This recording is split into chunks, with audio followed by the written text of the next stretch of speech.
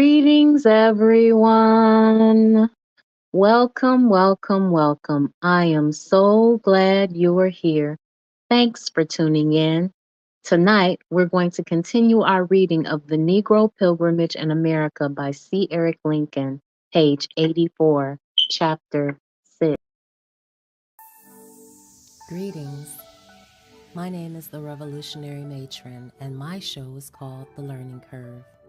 I broadcast on a network called KWAZ Radio.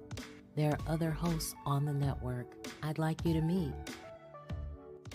Greetings, everyone. This is Koku from the Bitter Medicine Podcast, inviting you to tune in to the Bitter Medicine Podcast on KWAZ Radio. Peace, family. This is Oni, inviting you to listen to the Pro-Black Perspective, where black problems are addressed with black solutions. This is D Webb with the Harsh Reality Podcast, asking you to tune in where we tackle the news of the day that affects our community, only on KWAZ Radio. The views, thoughts, and opinions expressed here belong solely to the respondent, and they do not necessarily reflect any broadcast networks, affiliates, nor sponsors. The Learning Curve is a broadcast created for the benefit of my global community. Black is a consciousness. Content is being used for our commentary, research, criticism, education, scholarship, teaching, preaching, and news reporting. No copyright infringement is intended. I will make enunciation mistakes. I will give you my opinion about the information. And if you ever ask, I will send you my source. Chapter 6, Northern Migration. Practically stripped of political power and without hope of an improved social atmosphere, the Southern Negro entered the 20th century looking toward the North as a long-sought promised land. Nearly 80% of America's Negro population still lived in the 11 states that had compromised the Confederacy during the Civil War. Those Negroes were largely unskilled, and as a consequence, their employment was generally limited to common labor, domestic service, and sharecropping. Many of those who went north found themselves competing with European immigrants for the most menial jobs. Greetings, Forecast. Thanks for tuning in. The forces of nature also helped push the Negro off the southern farms and toward the industrialization of the North. In 1915 and 1916, the cotton plantations were severely hit by swarms of boll weevils. Then floods came and doomed the harvest. As World War I drained away America's youth and European immigration was cut off, the labor recruiters from the North went south to recruit Negroes to work in the defense plants, shipyards, steel mills, and packing houses. So they went and recruited Black people to work in the North in these industrialized jobs. With railroad tickets in their pockets and glowing reports of freedom in the North to entice the hungry and oppressed Negroes, recruiters helped thousands leave the South. For the first time in their memory, Southern Negroes were being courted by whites. They accepted the promises and headed north. The Negro population of northern cities increased quite rapidly in the first 20 years of the 20th century. New York City by 91,000, Philadelphia by 73,000, Detroit by 36,000, and Chicago by 79,000. The masses of Negroes flocking to the North were not absorbed easily. The military demands of World War I drew heavily upon the nation's manpower, and the vacant jobs left behind were frequently filled by Negroes. For those white workers who remained in their jobs, the Negro migration seemed to present a clear competitive challenge. At the same time, the Ku Klux Klan was reemerging as a device of terror aimed at Negroes, Catholics, and Jews. Lynchings and floggings were once more frequent occurrences. In the year 1900 alone, more than 100 Negroes were lynched. By 1914, that gruesome figure had risen to 1,100. Greetings, Anthony McPhail. Thanks for tuning in. With the death of Booker T. Washington in 1915, the Negro population found itself a major spokesman at a moment when one was sorely needed. The void of personal leadership was slowly filled by a new institution, the Negro press. Negro newspapers performed the dual role of exposing racial discrimination and of bolstering morale. Perhaps the most dramatic example of Negro journalism in this century is the Chicago Defender, founded by Robert S. Abbott. Greetings, KW Don 7. Thanks for tuning in. Abbott was the son of a Georgia slave who, after emancipation, operated a small grocery store. After Abbott's father died, his mother married John H. Sengstack, a clergyman of German and Negro parentage. Sengstack was an energetic man. He devoted much of his spare time to teaching school and editing a small newspaper on which his stepson, young Robert Abbott, assisted. When it first appeared in 1905, the Chicago Defender was a relatively crude, one-sheet handbill. Later, Abbott decided to experiment with the paper featuring bold headlines and news stories about the so-called average man. The Defender was one of the main voices encouraging Negroes to leave the South, and Abbott made it clear that he considered World War I to be a tremendous opportunity for his people. An example of that conviction appeared in the Defender's editorial of January 9th, 1915. It, meaning the war, has meant that the thousands who are a year ago were dependent upon charity for their daily bread are today employed and making a comfortable living for themselves and their families. The colored man and woman are and must be for some years to come laborers. There is no line of endeavor that we cannot fit ourselves for. These same factories, mills, and workshops have been closed to us. Through necessity, are being opened to us. We are to be given a chance, not through choice, but because it is expedient. Prejudice vanishes when the almighty dollar is on the wrong side of the balance sheet. Give the best that is in us when we call to answer. It is significant that the Great West is calling to the Southern Black man to leave his old home and to come out here where the prospects are bright for the future. Slowly but surely, all over this country, we are gradually edging this first and then that place, getting a foothold before making a place for our brother. By this only can the so called race problem be solved. It is merely a question of a better and closer understanding between the races. We are Americans and must live together, so why not live in peace? The threat of vast numbers of Negro workers leaving the South forced many white businessmen to try to stop the exodus. In a few Southern cities, joint white and Negro conferences were held, and the whites even promised reforms to improve the Negro's lot. But Abbott scorned the white South's promises of reform in the Defender editorial of October 7th, 1916, by saying, "Turn a deaf ear to everybody. You see they are not lifting their laws to help you, are they? Have they stopped their Jim Crow cars? Can you buy a Pullman sleeper where you wish? Will they give you a square deal in court yet? Once upon a time, we were permitted other people to think for us.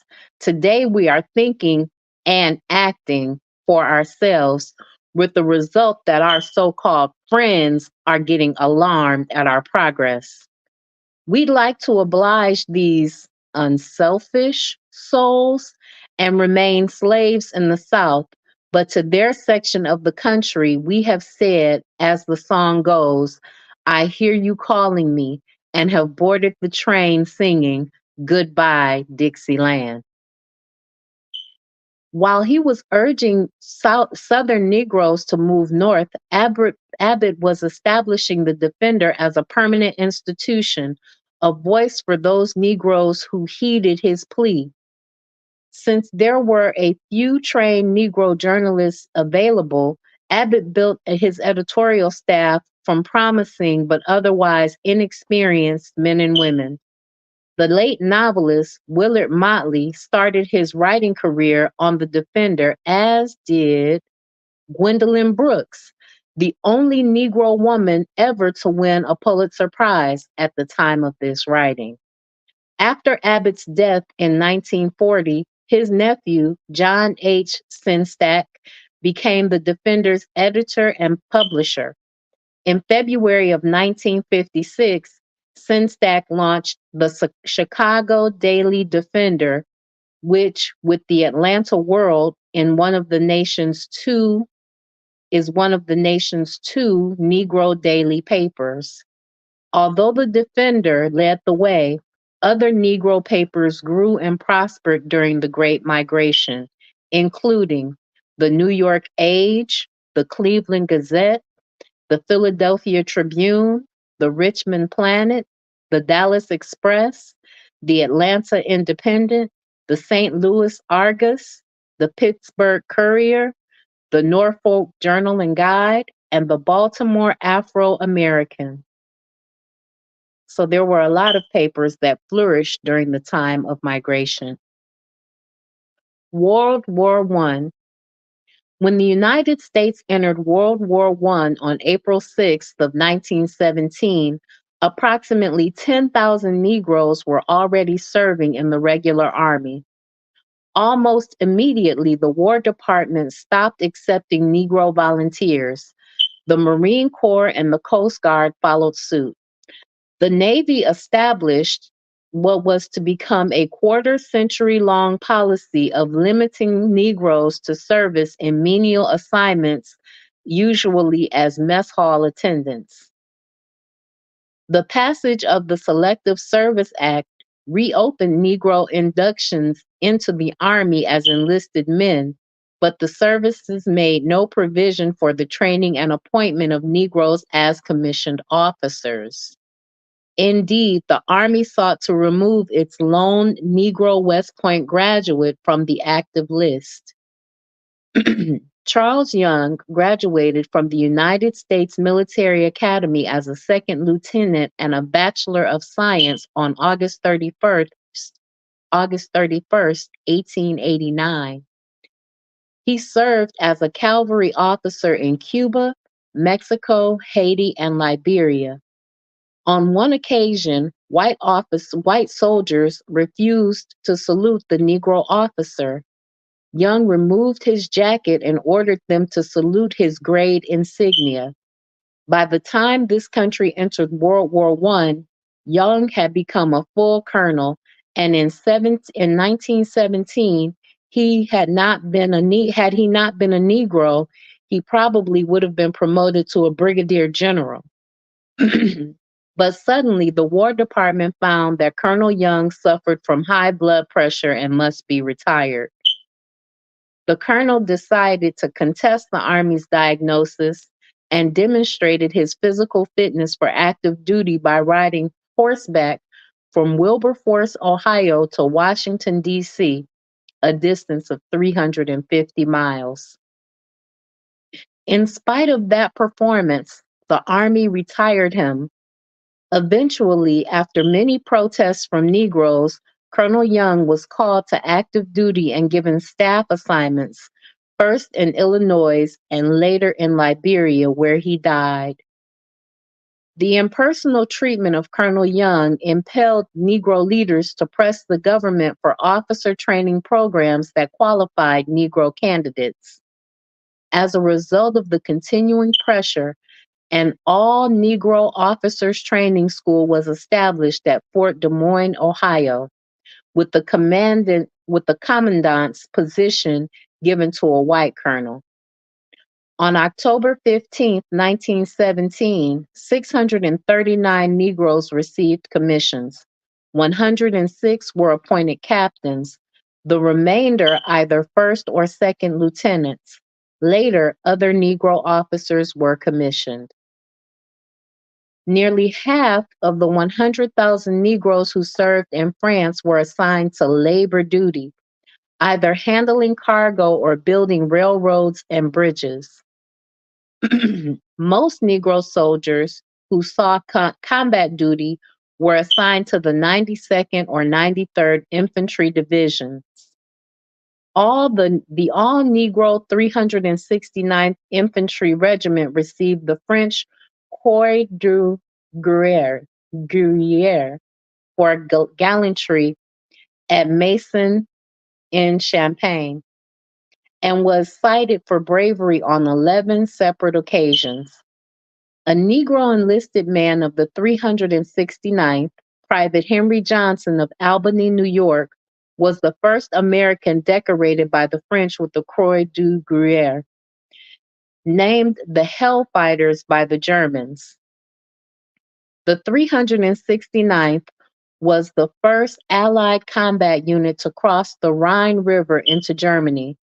In all, 171 officers and men of the regiment were decorated for combat bravery, another all-Negro regiment.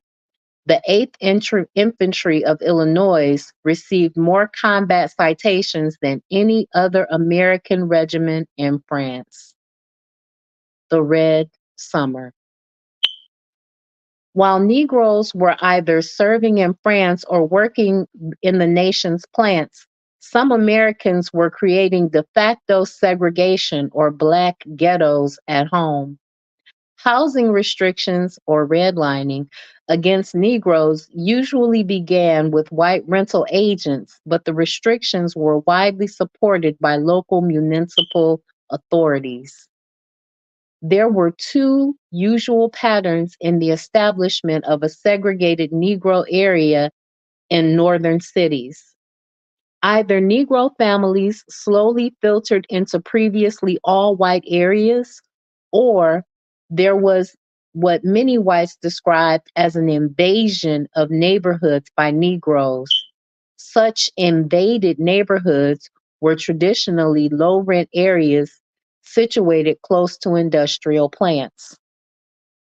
When the number of Negroes in a neighborhood reached, or appeared to be reaching, parity with whites, the whites usually moved away and left the area entirely Negro. It's called white flight.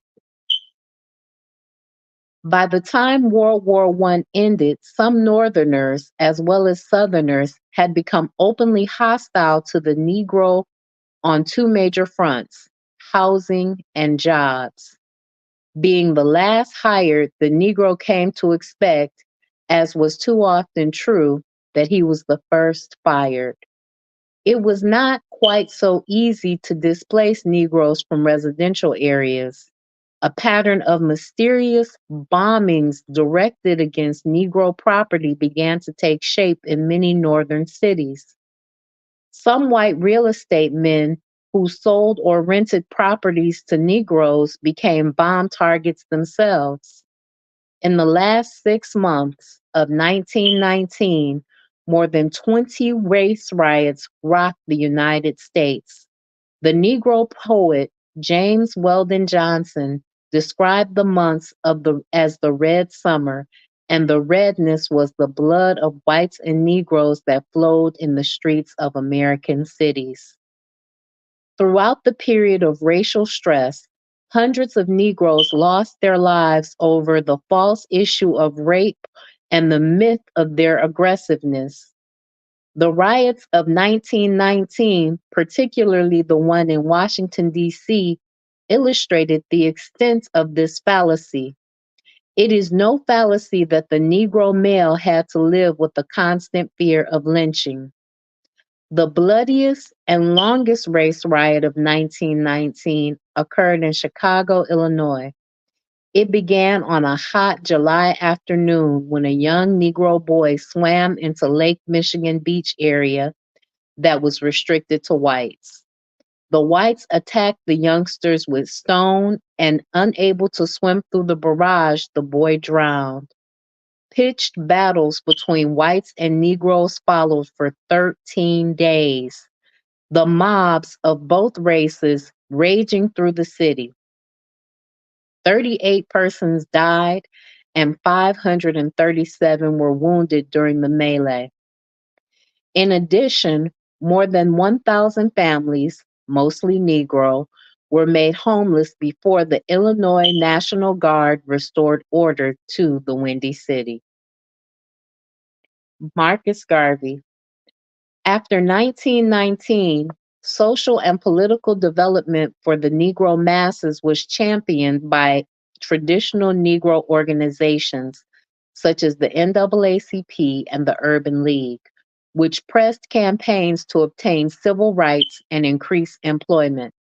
However, those organizations lacked the emotional appeal the masses found in Marcus Garvey's Universal Negro Improvement Association. Garvey, a British West Indian, advocated back to Africa as the only solution for the American Negro. He reasoned that white Americans would never treat their Negro fellow citizens justly. By 1923, Garvey claimed 6 million members of the UNIA, but more cautious estimates placed the membership at slightly over 500,000. Garvey's most spectacular accomplishment was the organization of the Black Star Line steamship. The line was to provide a triangular service between New York City, the West Indies, and Africa. In other words, the bridge we need. In one 2-year period, it was reported that he raised over $10 million. He had built his organization into a multi-million-dollar concern, but he himself had no business or financial acumen whatsoever. In 1925, he was indicted and convicted of using the mails to defraud. This was, however, possibly the fault of pressure placed on him by Negro leaders. After serving 2 years in a U.S. penitentiary at Georgia, he was deported to his native Jamaica, where he was elected to public office in Kingston. Although removed from participation in American life, Garvey continued to be a popular symbol among Negroes until his death in 1940 at the age of 53. Employment. When the stock market crash of October 1929 brought the Great Depression to white America, many Negroes had already become veterans of poverty. By the time the Depression had taken a firm grip on the nation, Negroes were deep in a discrimination-tainted desperation. Even those jobs that had been traditionally Negro were being taken by whites who would have scorned such work 10 years earlier. A few statistics illustrate the situation. By the middle of June 1934, 52.2% of the Negroes in northern cities were on relief rolls. Only 13.3% of whites were receiving such assistance. Furthermore, the passage of some New Deal measures sponsored by the Roosevelt administration had little effect on the plight of the many Negroes.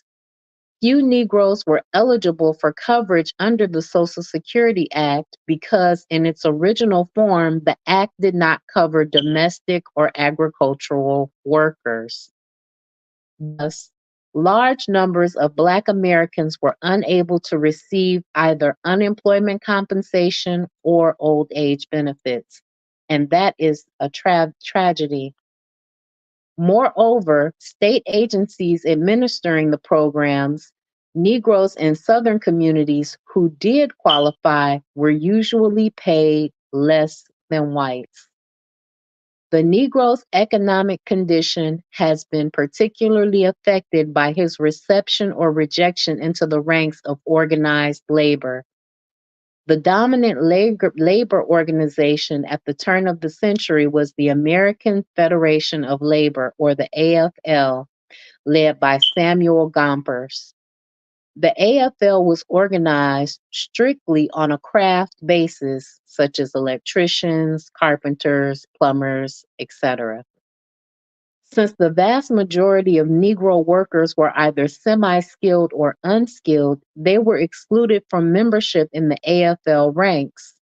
Negroes constituted only 6.4% of the unskilled workers in the steel industry in 1910. 10 years later, that percentage had risen to 17%. That meant that they weren't training them and giving them membership into these organizations. But they were doing the work. In Chicago's meatpacking industry, only 33% of the 4,414 semi skilled workers were Negroes in 1910.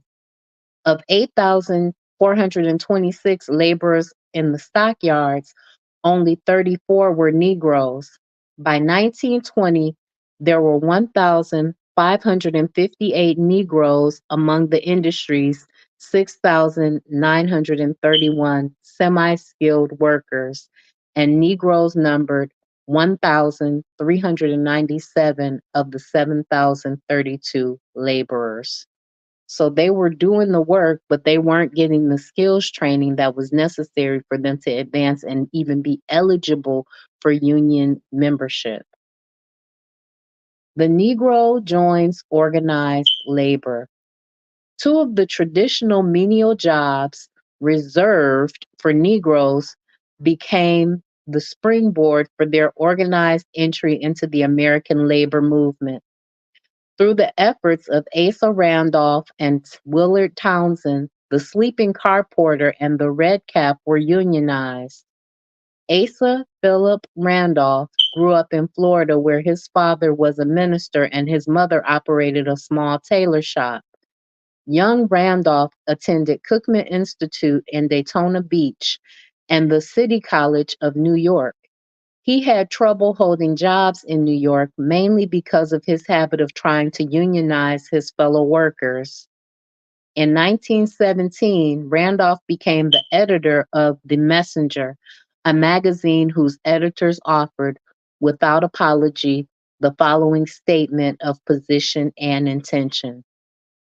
And their statement was: to appeal to reason, to lift our pens above the cringing demagogy of the times and above the cheap peanut politics of old reactionary Negro leaders. Patriotism has no appeal to us, justice has. Party has no weight with us, principle has. Loyalty is meaningless. It depends on what one is loyal to. Prayer is not one of our remedies. It depends on what one is praying for. So they was about that life. They were about tangibles. Invited to organize the Brotherhood of Sleeping Car Porters and Maids in 1925, Randolph became the target of the railroads as well as the Negroes. Each was fearful that the unionization would destroy what was both a virtual monopoly for both of them. The pressures failed to discourage Randolph, and he eventually gained recognition for his union from the major rail lines. Willard Townsend's granduncle was one of the founders of Ohio's Oberlin College. Townsend's youth was spent in Cincinnati, Ohio, where he lived in an unsegregated neighborhood and worked as a red cap at the Union Station. A clerk in the Army during World War I, Townsend later completed his formal education at the Royal College of Science in Toronto, Canada. During his college days, he also worked for the Canadian Pacific Railroad, but jobs for Negro college graduates were scarce in the 1920s, and Townsend was forced to become a red cap once again, this time in Chicago.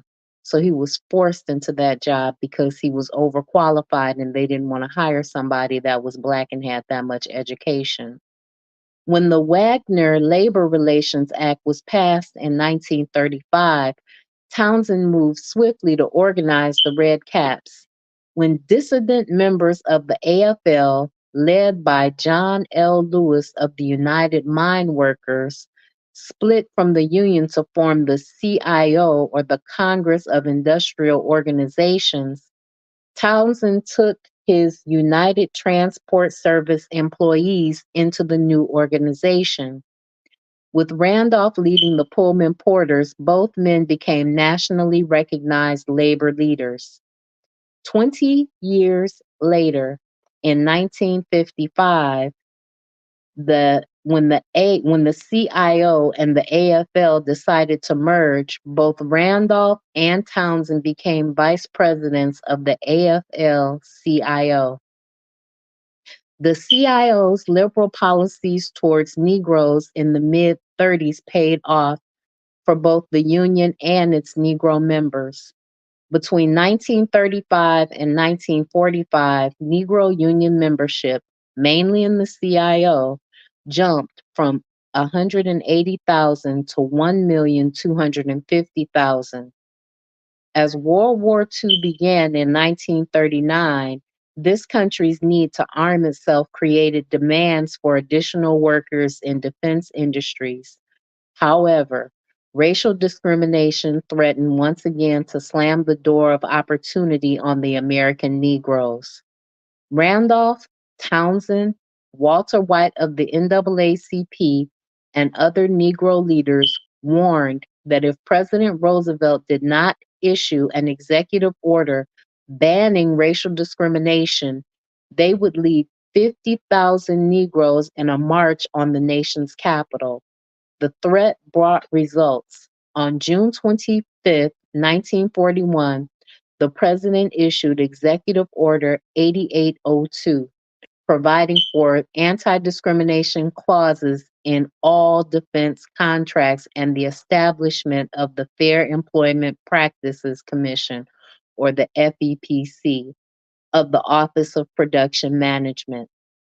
Subsequently, executive orders covering racial discrimination in industries with federal contracts were issued by President Truman, Eisenhower, Kennedy, and Johnson.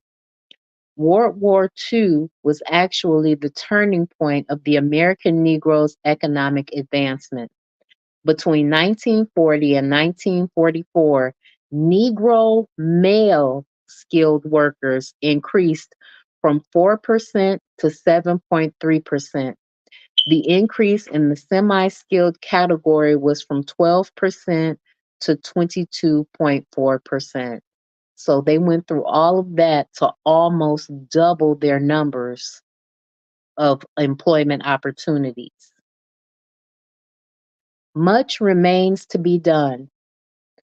Some unions continue to withhold membership from Negroes by provisions into their constitutions or by tradition.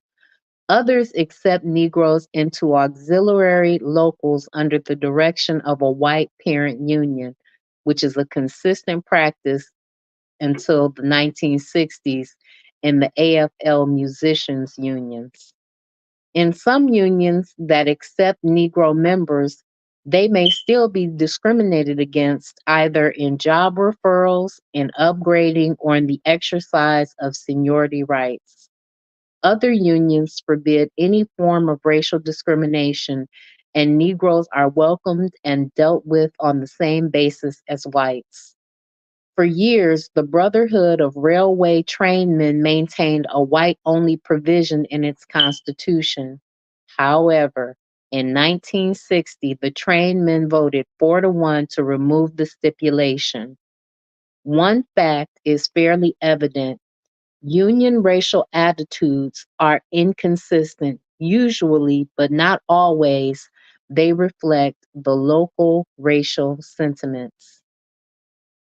Two of the most exasperating problems facing Negroes have been the practice of freezing them out of employment patterns when the plant is organized, and the refusal to place them as apprentices in some unions where special training is required, such as in the building trades.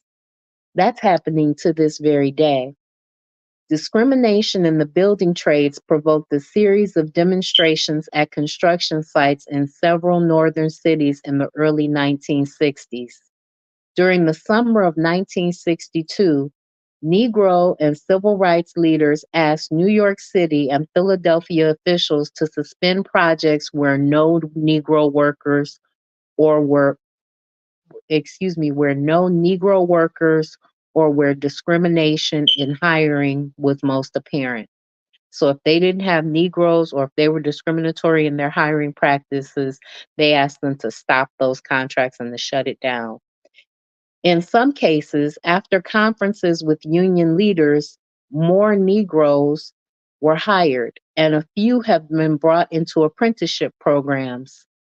If changes in the Negro status in so-called blue-collar occupations has been spasmodic, his advancement to white-collar positions has increased sharply in recent years.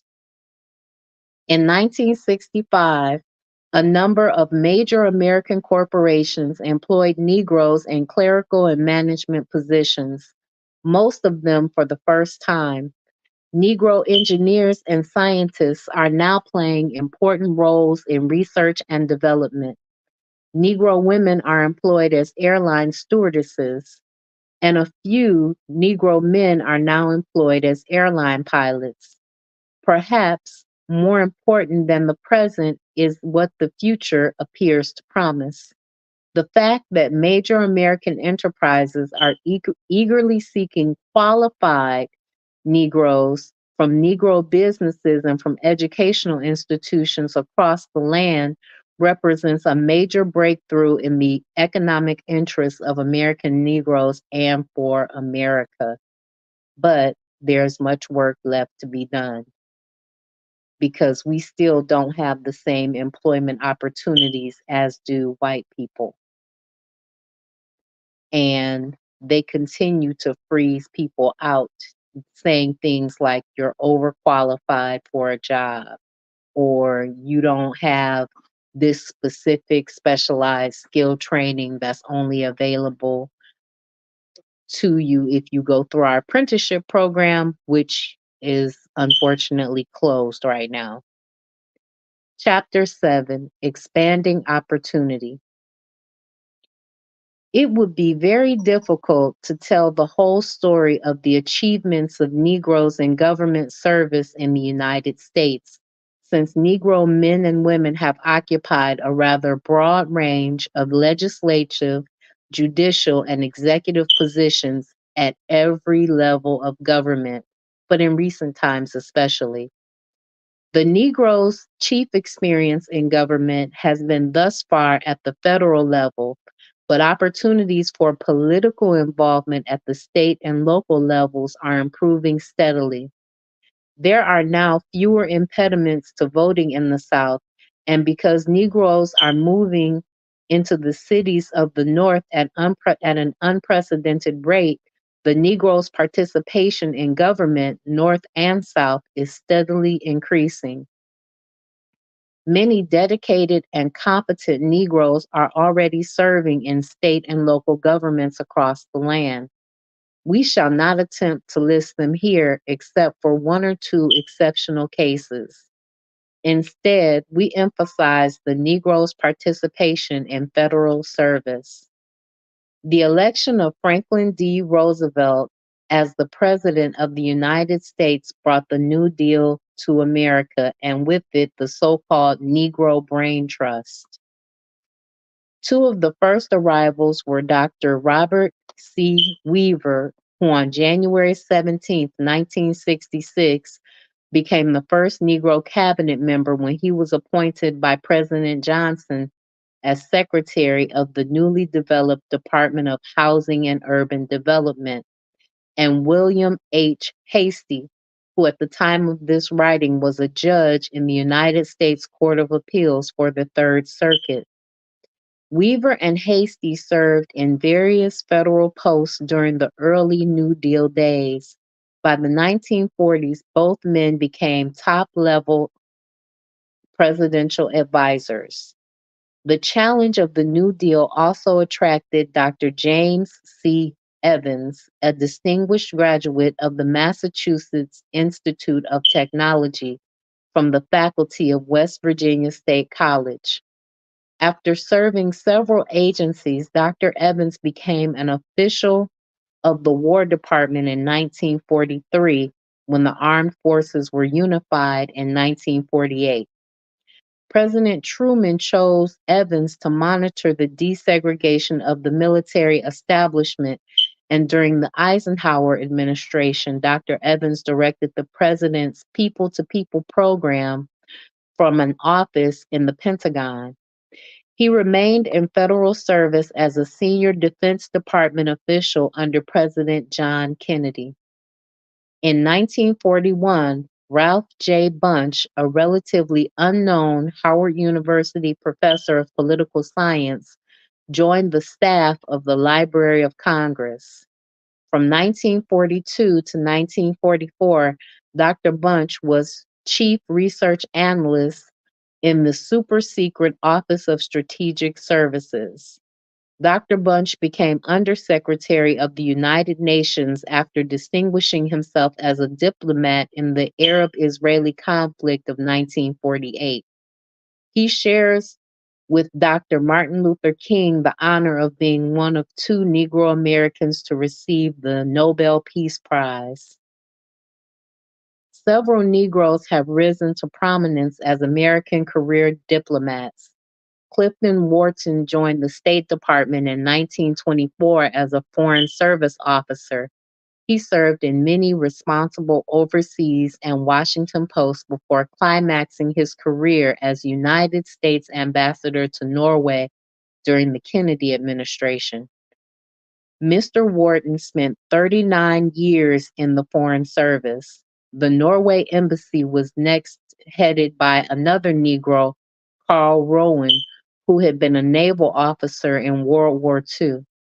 Mr. Rowan, a journalist by profession, served for a time as director of the United States Information Agency in President Johnson's administration, but resigned to devote his full time to writing. In 1966, 6 Negroes held the rank of ambassador. Mercer Cook, Senegal; Patricia Harris, Luxembourg; Clinton Knox, Dahomey; James Nabrit Jr., U.S. Mission to the United Nations; Hugh Smith, Syria; Franklin Williams, Ghana; and Elliot Skinner, Upper Volta. Negro civil servants have sometimes risen to unusual heights in the federal service. One notable example is James Benton Parsons, who established a brilliant record as an assistant United States attorney for the District of Illinois. Parsons left the federal service in September of 1960 and was elected a Cook County judge. Less than a year later, President Kennedy appointed him a United States District Judge in Chicago. This marked the first time a Negro had been appointed to the lifetime position of District Judge. In very recent times, many Negroes have been members of presidential, official, and unofficial families. J. Ernest Wilkins, a Chicago lawyer, was President Eisenhower's Assistant Secretary of Labor from 1953 to 1958.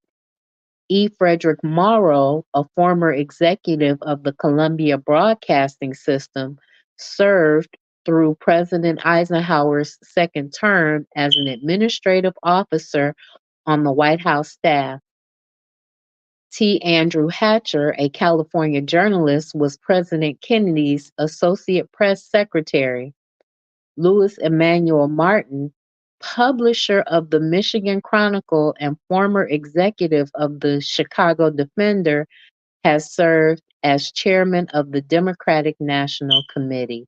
So you see how all of these media based personalities get into these positions of power because it's all about putting together a narrative to propagandize the people.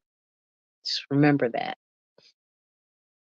In June of 1967, President Johnson appointed Solicitor General Thurgood Marshall to the United States Supreme Court, making him the first Negro justice of the highest court in the country.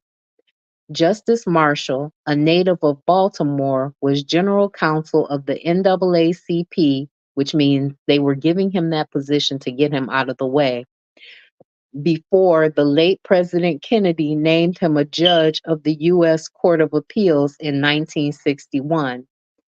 In 1966, President Johnson appointed Constance B. Motley, another NAACP lawyer, to be district judge of the Southern District of New York. So they were doing a brain drain of that organization by giving them these powerful positions because they could be the first, they could be the only, but they were really good lawyers, and that brain drain was taken away from those institutions. Elsewhere in the executive branch, Negroes serve in other responsible and difficult assignments. There are many Negro civil servants functioning at executive levels in such agencies as the Office of Economic Opportunity, the National Aeronautics and Space Administration, or NASA, the CIA, the Central Intelligence Agency, the FAA, the Federal Aviation Agency, the NSA, the National Security Agency, and the Agency for International Development. To turn briefly from the exclusively federal, there were in 1967 11 Negroes in the Georgia legislature, 2 in the Senate, and 9 in the House. This is the post-Reconstruction record for Negro representation in any state legislature. This is a post-Reconstruction record for Negro representation in any state legislature. Also, in 1967, Springfield, Ohio, a city of 82,000 people, elected a Negro mayor, and Carl B. Stokes and Richard G. Hatcher were elected the first mayors of Cleveland and Gary, respectively. Another Negro, Edward Brooke, former Attorney General for the state of Massachusetts, was elected to the United States Senate. He is the first Negro elected to sit in the United States Senate since 1874 during the waning years of Reconstruction. The Armed Forces. World War II opened many new doors for America's Negro citizens in the military services, although the doors had to be pushed open or kicked in some instances. In the early days of World War II, President Roosevelt's Secretary of War, Henry L. Stimson, was openly anti-Negro, for he believed that Black Americans were unable to use the sophisticated equipment of modern warfare. An Army Air Force general told a group of Negro leaders that at the beginning of World War II, "I don't know anyone who doesn't have blue eyes that can fly an airplane." Frank Knox, once the Secretary of the Navy, maintained that Negroes wouldn't stand and fight as combat sailors. Despite their courageous service in all the wars of this republic, Such attitudes toward Negroes were widely held. This is ironic, for just as it was Crispus Attucks, a runaway slave and mulatto, who was first to give his life in the course of freedom in the American Revolution, so it was a Negro seaman, Dory Miller, who trained to serve white officers as a steward, seized an anti aircraft gun from a dying white sailor and shot down 4 Japanese bombers that attacked Pearl Harbor on December 7th, 1941. Did you hear that? Dory Miller. Admiral Chester Nimitz personally presented the Navy Cross to Miller on May 27th of 1942. Probably the most heartening news to reach Negro ears early in World War II was the announcement that Black men would be trained as pilots for duty in the AAF. But that good news was tinged with overtones of prejudice, for it transpired that the Negro aviation cadets would be segregated at Tuskegee Army Airfield in Alabama. Strangely, the AAF trained non flying officer candidates at an integrated school in Miami, Florida, as did the ground forces and Army forces at their installations. The first class of Negro pilots was graduated on March 7th of 1941 and consisted of only 5 men. Captain Benjamin O. Davis, a West Point graduate, his father was a Brigadier General B.O. Davis, was commanding officer of the all-Negro 4th Cavalry. Lieutenants George Spencer Roberts, Mac Ross, Charles DeBow, and Rodney Curtis.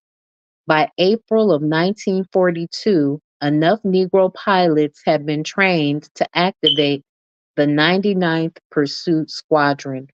Promoted to major, Davis led the 99th in combat over North Africa against Field Marshal Romel's famed Afrika Korps.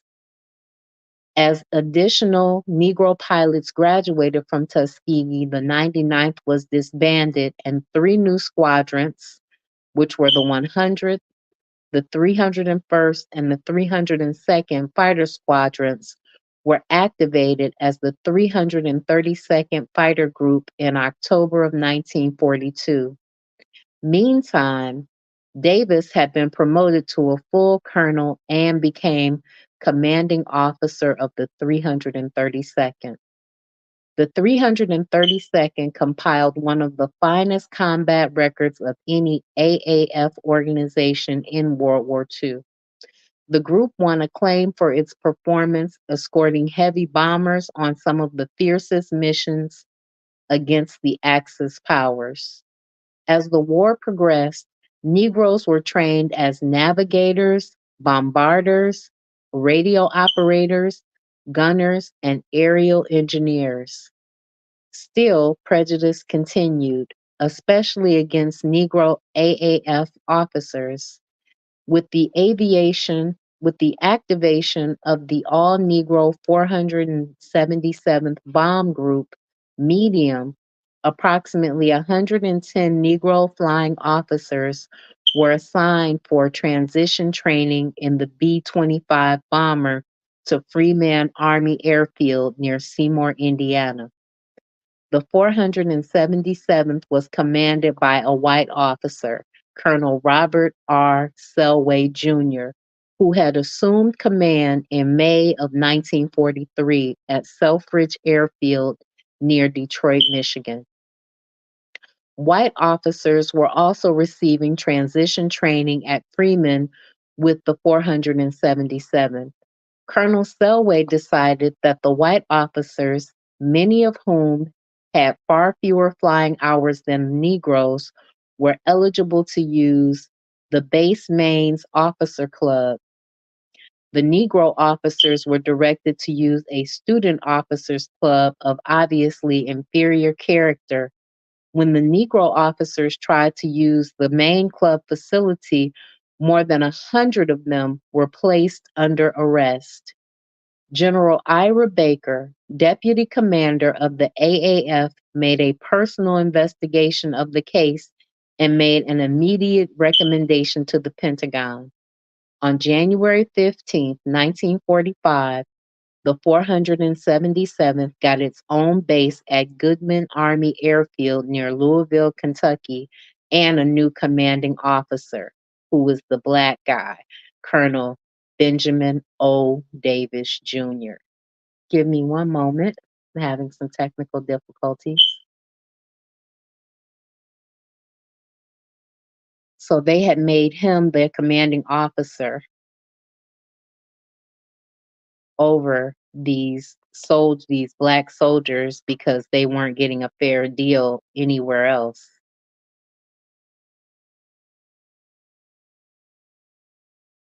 The 477th was earmarked for duty on Okinawa in the Pacific, but the dropping of the atomic bomb in August of 1945 brought the war to an end before the group was dispatched overseas. Later, the 477th was moved to Lockburn Army Airfield near Columbus, Ohio. It remained active. It remained an active AAF unit until the Armed Forces services were unified and desegregated in 1947. So that whole time they were segregated. Two all Negro infantry divisions fought during World War II in the European theater. The 92nd Infantry Division played a vital role in General Mark Clark's successful campaign in Italy. The heavy fighting cost of the 92nd 3,000 lives. The heavy fighting cost the 92nd 3,000 lives. 65 Silver Stars and 162 Bronze Stars and 1,300 Purple Hearts went to the men of the 92nd. When the 1st and 29th Infantry Divisions landed in Normandy on June 6th of 1944, the all-Negro 320th Barrage Balloon Battalion waded ashore with the first landing parties. The 320th was the only organization of its type in Europe. Within hours of landing, it had thrown up a protective cover of barrage balloons over the beachhead to prevent strafing attacks by German fighter planes. Once the Allied armies broke through the hedgerows of Normandy, Lieutenant General George S. Patton wheeled his mechanized 3rd U.S. Army straight for Paris to the Seine River. That was fine, except that Patton moved faster than anyone expected and sustaining the Third Army because a major logistic problem. The superb performance of Negro quartermaster truck drivers kept Patton supplied, driving over unfamiliar roads and without headlights. The Red Ball Express became a U.S. Army legend. Negro riflemen were part of a handful of Americans who fought the German counterattack in the Battle of the Bulge during December 1944. And in the Pacific, the 93rd Division fought its way across the ocean. The division proved itself again at Bougainville in the Solomon Islands, the Dutch East Indies, Okinawa, and the Philippines. The Korean War began with the American Negro soldier in the vanguard. With its history going back to the Civil War, the 24th Infantry Regiment was, in 1950, the oldest and only remaining all-Negro combat organization in the U.S. Army. As part of the 25th Division, the 24th Infantry had been on duty when Japanese in Japan when hostilities commenced. Rush to Korea the 24th gave the United Nations its first victory over the communist invaders when it routed them from Yishan on July 20th, 1950. A Negro officer, Second Lieutenant William Benefield Jr., became one of the nation's first Korean War heroes, earning a posthumous Distinguished Service Cross while clearing a minefield during the July campaign. As part of a fully integrated United States Air Force, Negro pilots and crewmen added new laurels to the nation's youngest military service. Several Negroes earned Distinguished Flying Crosses. One of the most outstanding participants in the Asian crisis was Brigadier General Benjamin O. Davis Jr., in command of Task Force 13, the USAF Defense Organization for the island of Formosa. As a Major General, Davis was Deputy Chief of Staff for Operations, United States Air Force, Europe until 1961. He then served as Director of Manpower and Organization. Later, he was named Deputy Commander of the United States Forces in Korea. In the Vietnamese War, from 15 to 34% of the combat troops have been Negroes, although Negroes only constitute 11% of the American population. A good percentage of the Negro troops are first line, while Negroes are disproportionately represented in extra hazardous or elite fighting units like the paratroopers, for which they volunteer. They served in completely integrated units, and their officers invariably rate them as excellent fighting men. It was not until October 30th, 1954, by order of the Defense Department, was the long-standing policy of all Negro units in the armed forces completely abolished. It had taken over 90 years and many Negro lives given in defense of their country before the Negro soldier was permitted to fight and die, if need be, by the side of his white counterpart. Now, throughout the American armed forces, Negroes are serving in every type of assignment. Negro aircraft commanders with racially mixed crews are the are at the controls of the multi-jet bombers of the Strategic Air Command. A Negro Army officer is director of intelligence for an entire Army area in the United States. And Negro naval officer commands one of our fastest destroyers in the Pacific Ocean. Business.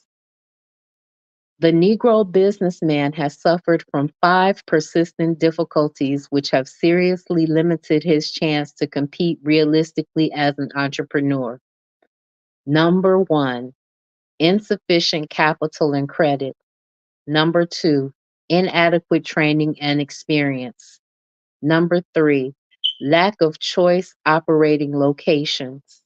Number 4, a racially restricted patronage. And number 5, the ability to organize for cooperative effort. The first 4 difficulties are directly traceable to racial discrimination. The fifth is largely a psychological factor which may be indirectly related to the existence of racial bias. Because Negroes have such a moderate history of success in business, and because Negroes constitute an economically deprived class with little money for investment, plus the psychological factor, lack of self-confidence, the Negro businessman has not been able to organize large-scale public subscription of shares, which is the backbone of the American corporation.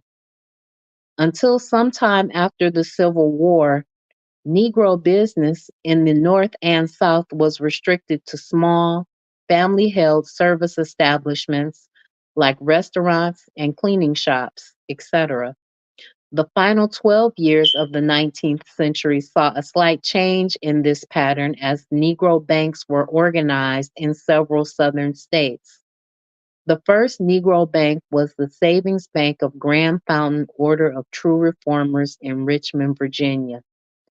There followed in rapid succession four other Negro banks: the Mutual Trust Company of Chattanooga in 1889, the Alabama Penny Savings Bank of Birmingham in 1890, the Nickel Savings Bank of Richmond, Virginia in 1896, and the St. Luke's Bank Savings Bank, also of Richmond, Virginia. Negro banking grew rapidly during the early part of this century. Between 1888 and 1934, 134 Negro controlled banks were established, mostly in the South and in three northern states. The resources of Negro banks reached a high point in 1929, with 30 institutions holding nearly $13 million in deposits. The bank failures of the Depression era wiped out most of the Negro banks. By 1931, their resources had dropped to $7 million. Continuing, insurance. The life insurance field has been the most rewarding one financially that American Negroes have entered. Before the Civil War, countless beneficial and mutual aid societies flourished among free Negroes. The Grand United Order of True Reformers pioneered by offering insurance protection to its members. Other lodges, such as the Masons, the Odd Fellows, the Knights of Pythias, adopted the same plan. The early beneficial associations provided the training and the experience that Negroes needed in the business of risk. Most of the companies were short lived, but a few developed into substantial insurance operations. The first Negro Legal Reserve life insurance company was founded by a Negro physician who believed that the fraternal companies would not survive. Dr. William A. Attaway organized the Mississippi Life Insurance Company in 1909 with $50,000 of borrowed capital. By 1922, the company had expanded its operations to Arkansas, Tennessee, and Texas, and had a premium income of $881,668 with $15 million of life insurance in force. The Mississippi Life later emerged with the Standard Life Insurance Company of Atlanta, headed by Herman Perry. Perry had gained broad experience in life insurance while working as an agent for white companies. Although he organized Standard Life 4 years after Mississippi Life was founded, Perry had caught up with and passed the older firm by 1922.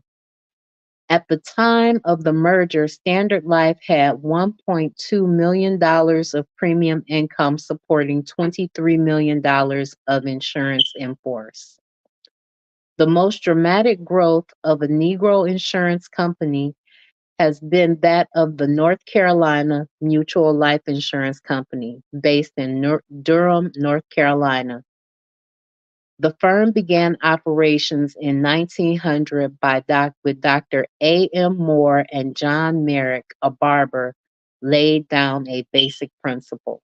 North Carolina Mutual was to emphasize the business aspects of insurance as opposed to fraternal considerations. Dr. Moore remained mostly in the background while Merrick and William J. Kennedy sparked the company. Neither Merrick nor Kennedy were formally educated, but they were both highly intelligent businessmen. When the company faced its first death claim, there was only 29 cents cash on hand. Merrick and Kennedy dug into their own pockets for the $10 payment. The widow who received the payment gladly signed a receipt. That document became the North Carolina Mutual's Best Advertisement. North Carolina Mutual holds the distinction of having produced the country's first professionally trained actuary, Asa T. Spalding. The cousin of a prominent Negro attorney, Asa Spalding earned a magna cum laude degree in mathematics from New York University before completing actuarial science studies at the University of Michigan. William J. Kennedy became president of the company in 1958, but relinquished the presidency to Spalding the next year. Today, North Carolina Mutual ranks high among the nation's more than 1,500 life insurance companies.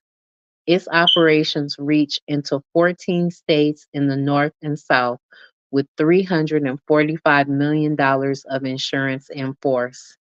A new 12-story building in the heart of Durham houses the firm's home office.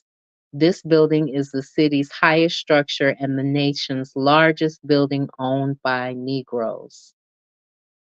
The creative arts. Greetings, Sister Raw. How are you tonight?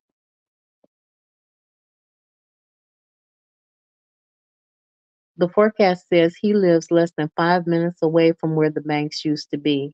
That's amazing. The creative arts. The Chronicle Negro Attainments in America's Creative and Artistic Life is a large undertaking. The area is broad and the contribution of Negroes many.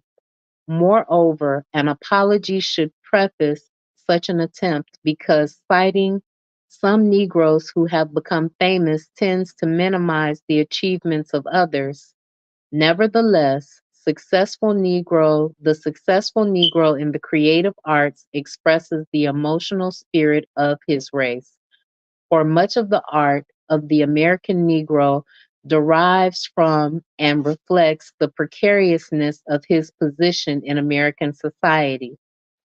If protest is the bedrock of all artistic endeavor, it is all the more so in respect to the art of the American Negro.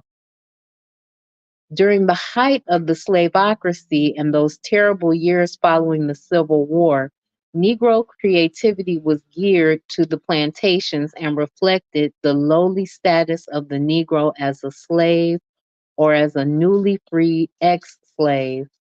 In a remarkable book called The Souls of Black Folk, W.E.B. Du Bois crystallized a growing opposition to the accommodationist philosophies of Booker T. Washington, which, however inadvertently, had served to keep the Negroes, his spirit, and his art earthbound. Du Bois's collection of essays, when they were published in 1903, signaled the beginning of a new era in Negro art and a new concept of the Negro's self respect. His interpretation of the Negro's double consciousness, which derived from his being technically free but restrained and inhibited in every conceivable way, broke the psychological dependence upon the slavery experience which has so limited Negro art and self expression. Two outstanding American Negro poets at the turn of this century were Paul Laurence Dunbar and James Weldon Johnson. While a high school student, Dunbar decided he wanted to be a poet. Although he was required to take menial jobs after completing school, his passions to write never subsided.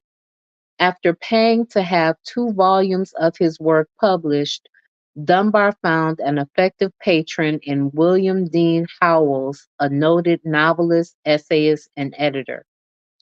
Howells helped Dunbar secure a publisher and provided the guidance that eventually saw the Dayton, Ohio Negro establish himself both in this country and in Europe as a distinguished writer. As for Johnson, his Lift Every Voice and Sing progressed from a vehicle of Negro hope to an American musical classic.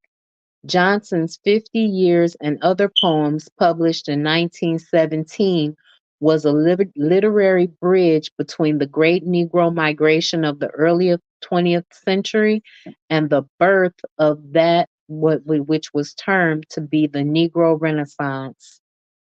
Following World War I, New York's Harlem and the Chicago South Side were to many Negro artists what Paris was to their white colleagues. The spotlight of public recognition shifted from the Negroes of letters to Black Americans in the performing arts. Like their white counterparts, these performers often had to work in Prohibition era dives where the cigarette smoke blurred the audience's vision while bootleg whiskey dulled their senses. The jazz of Louis Armstrong, Duke Ellington, Bessie Smith, Jimmy Lunsford, and Noble Sizzle came to prominence during the Roaring Twenties, the era of the underworld gangsters who fought for control of large cities. President Roosevelt's New Deal and the Federal Theater and Writers Projects were instrumental in the advancement of Negro creative effort during the Depression years. A partial list of artists and writers who benefited from the program include Langston Hughes, Gwendolyn Brooks, Melvin Tolson, Richard Durham, Robert Hayden, Owen Dodson, Myron O'Higgins, M. Carl Holman, and Burtis Hayes.